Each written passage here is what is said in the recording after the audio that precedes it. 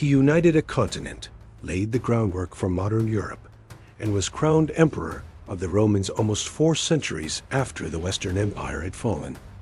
But who was this man? Some called him a saint, others a tyrant. He was a warrior, a scholar, a king, and an emperor. Today, we're diving deep into the life of the father of Europe, Charles the Great, or Charlemagne. Born around 747 AD, Charles was the son of Pepin the Short, king of the Franks. His early life isn't well documented, but we know he grew up in a world of constant conflict and political maneuvering. The Frankish kingdom was a patchwork of territories, and power was a prize to be fought for, not inherited peacefully. When Pepin died in 768, the kingdom was divided between Charles and his younger brother, Charlemagne. The relationship between the two was tense, and a civil war seemed inevitable. But just 3 years later, in 771, Charlemagne suddenly died. Charles seized his brother's lands, unifying the Frankish kingdom under his sole rule. At just 24 years old, he was now one of the most powerful men in Europe, and his ambition was only just beginning to stir. With the Frankish realm consolidated, Charlemagne turned his gaze outward. His reign would be defined by near-constant warfare.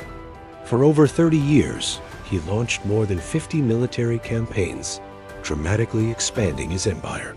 His first major conflict was in Italy. The Pope was being threatened by the Lombards, and he called on Charlemagne for aid. In 774, Charlemagne marched his army across the Alps, crushed the Lombard kingdom, and declared himself their king. This move not only secured his southern border, but also forged a powerful alliance with the papacy, a partnership that would shape the destiny of Europe. But his most grueling and brutal campaign was against the Saxons, a pagan Germanic people to his northeast. The Saxon Wars lasted for more than 3 decades, a bitter struggle of conquest and forced conversion.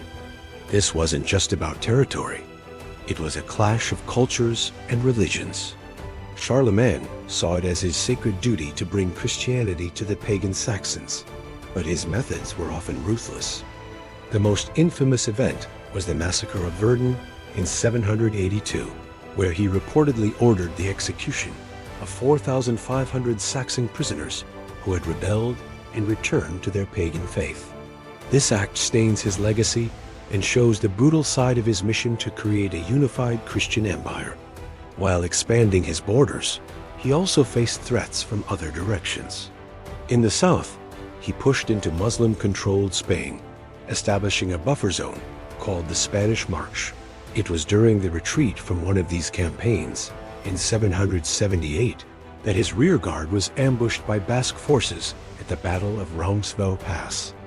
This relatively minor military defeat would become legendary, immortalized in the epic poem, The Song of Roland, which transformed a historical event into a mythic tale of chivalry and betrayal.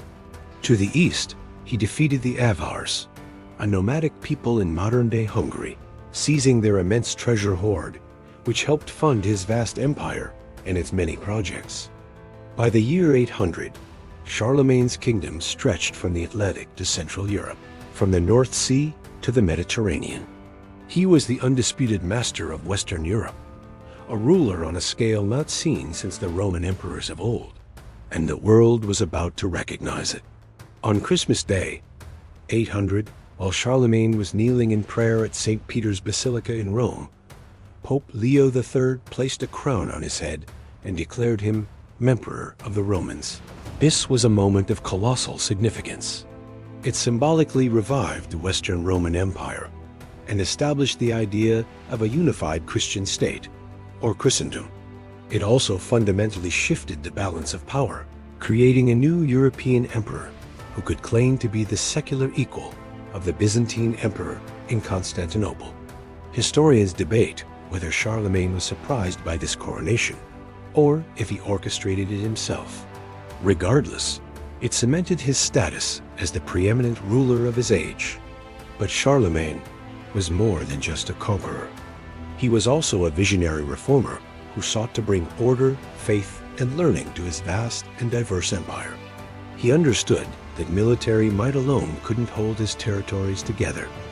He needed a functioning administration. He divided his empire into counties, each governed by a count he appointed. To keep these powerful nobles in check, he created the Missi Dominici, or envoys of the Lord. These were pairs of inspectors, one secular and one from the church, who traveled the realm, checking on local administration, ensuring justice, and reporting directly back to the emperor. This system was a remarkable attempt to create centralized control over a sprawling pre-modern state. He also spearheaded major legal and economic reforms. He standardized weights, measures, and coinage, introducing the silver denier, which became the standard for centuries, facilitating trade and unifying the economy. He issued decrees known as capitularies on everything from military service and judicial procedures to the management of his own royal estates, trying to create a more just and orderly society. Perhaps his most enduring legacy was his dedication to education and culture, a period so significant it's now called the Carolingian Renaissance. Charlemagne himself was a deeply curious man. Though likely only able to read and not write, he spoke several languages and had a profound respect for learning. He was concerned about the declining literacy rates, especially among the clergy, who he believed needed to be educated to properly guide their flocks. He invited the brightest scholars from all over Europe to his court in Aachen, the most famous being the English monk Alcuin of York. Under Alcuin's guidance, Charlemagne established a palace school and ordered monasteries and cathedrals to set up their own schools to teach reading, writing, and religious texts. This revival of scholarship was practical. It produced a class of literate administrators needed to run the empire.